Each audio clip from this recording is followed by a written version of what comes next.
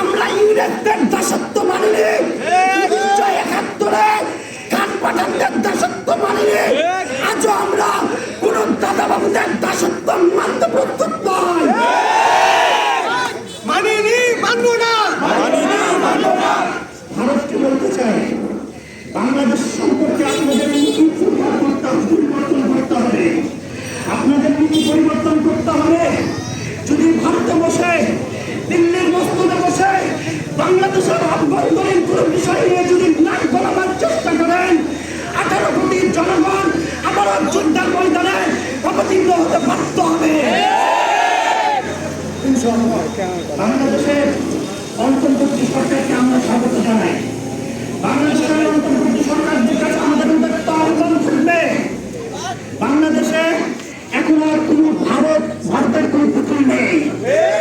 বাংলাদেশে এখন আর কোনো ভারতের দাস কোনো সরকার নেই। সুতরাং আপনারা কথা বলুন, আপনাদের সাথে এদেশের ছাত্র সমাজ আছে ইনশাআল্লাহ। আপনারা কথা বলুন, জাতীয় প্রত্যেকটা ফর্মে ভারতের বিরুদ্ধে অভিযোগ আদায় করে, ভারতের বিরুদ্ধে অভিযোগ আদায় করে অভিযোগের নথিগুলো আছে, সেই নথিগুলোতে বাংলাদেশের ন্যায্য অধিকার ফিরিয়ে আনতে হবে। এই বিষয়ে আপনাদেরকে কথা বলতে হবে। আপনারা দেশের পক্ষে কাজ করবেন, ছাত্র জনতা আপনাদের পক্ষে থাকবে। যারা এই দেশকে ষড়যন্ত্র করবে তাদেরকে দেশ থেকে চিতাপিটা করতে হবে। আমরা দেখেছি ভারতের এক পুতুল ফেসিবাদ সরকার এই দেশ থেকে বিতাড়িত হয়েছে, কিন্তু তার দোষরা আজও বাংলাদেশে রয়ে গেছে।